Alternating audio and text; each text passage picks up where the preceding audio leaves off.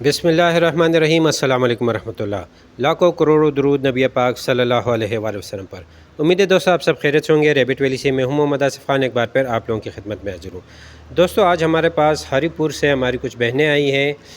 خرگوش لینے، اور وہ گھر میں جو ہے خرگوش فارمنگ کرنا چاہتی ہے، اور ان کا دیسی ریبٹس پر ان کا تھوڑا بہت ایکسپیرینس بھی ہے، کیونکہ ہم نے اس سے پوچھا ہے کہ پہلے انہوں نے ریبٹس رکھے کہ نہیں، تو ان کے ساتھ دیسی ریبٹ تھوڑے بہت ہیں اور ان کو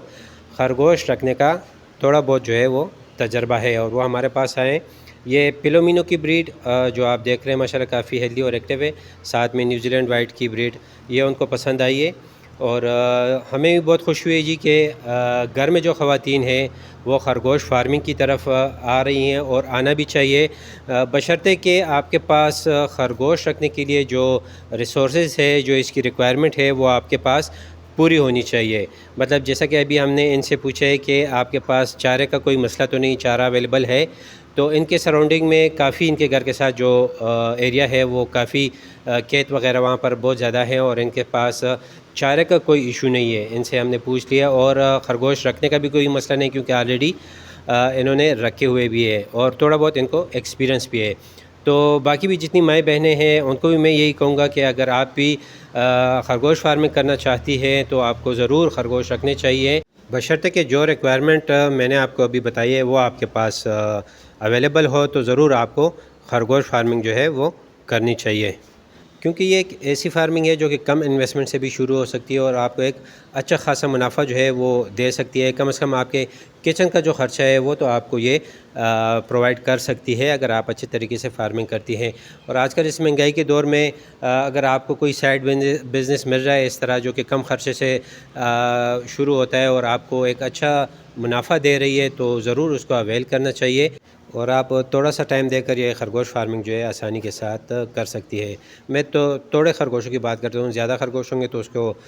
زیادہ ٹائم دینا پڑتا ہے، اور اس کے لیے زیادہ ایکسپیرینس بھی چاہیے، زیادہ جگہ بھی چاہیے۔ تو کمرشل لیول کی بات نہیں کر رہا، جو بھی گھر میں فارمنگ کرتے ہیں یہ میں ان کے لیے یہ میسیج دے رہا ہوں، جیسے کہ یہ بہنیں ابھی خرگوش لے جا رہی ہیں، تو ان کے پاس جو اویلیبل جگہ ہے وہ انف ہے ان ریبٹس کے لیے ہے، اور اس کے لیے جو چارہ وغیرہ ہے ان کا، تو ان کو زیادہ محنت نہیں کرنی پڑے گی ان ریبٹس کے لیے۔ اور ڈیفینیٹلی جب آپ کمرشل لیول پر فارمنگ کرتے ہیں تو اس کی ریکوائرمنٹ بھی اسی طرح کی ہوگی۔ یہ ان کی پیکنگ بھی ہم نے آلریڈی، آپ کو نظر آ رہا ہوگا، یہ ہو گئی آلموسٹ ان کی پیکنگ۔ تو آپ میں سے بھی جو بھائی یا بہنیں ہمارے ساتھ خرگوش فارمنگ میں جڑنا چاہتے ہیں تو ہمارے دیے گئے نمبر پہ ہم سے رابطہ کر سکتے ہیں۔ آپ کو خرگوش دینے کے ساتھ ساتھ اور اس کی ٹریننگ کے ساتھ ساتھ ہم انشاءاللہ آپ کو اس کی سیلنگ کا بھی طریقہ بتائیں گے کہ آپ اس کو مارکیٹ میں میٹ کے طور پہ کس طرح آپ اس کو سیل کر سکتے ہیں، کیونکہ یہ ایک بہت بڑا ایشو ہے لوگوں کو، اس کی سیلنگ کے حوالے سے کافی مسئلے مسائل ہوتے ہیں، تو انشاءاللہ وہ بھی ہم آپ کو سکھائیں گے کہ کس طرح آپ ریبٹ کو سیل کر سکتے ہیں۔ جی یہ مہمان جو ہے اپنے نئے گھر میں چلے گئے ہیں، آپ دیکھ سکتے ہیں کہ جو ہماری بہنیں ہیں انہوں نے ریبٹ کو کس طرح جگہ دی ہے۔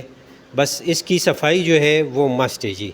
آپ ان کی صفائی کا اچھے سے خیال رکھیں، ان کو جو خوراک دے رہے ہیں، پانی دے رہے ہیں، وہ صاف ہونا چاہیے، اور ماحول جو ہے وہ ہوادار ہونا چاہیے، تو انشاءاللہ امید ہے کہ آپ کے ریبٹ جو ہے وہ محفوظ رہیں گے۔ تو دوستو امید ہے آپ کو آج کی یہ ویڈیو پسند آئی ہوگی۔ ویڈیو پسند آئی تو لائک، شیئر اور کمنٹ ضرور کریں۔ ملتے ہیں انشاءاللہ کسی نئی ویڈیو کے ساتھ، اپنا ڈھیر سارا خیال رکھیے جی، مجھے دعاؤں میں یاد رکھیے۔ اللہ حافظ۔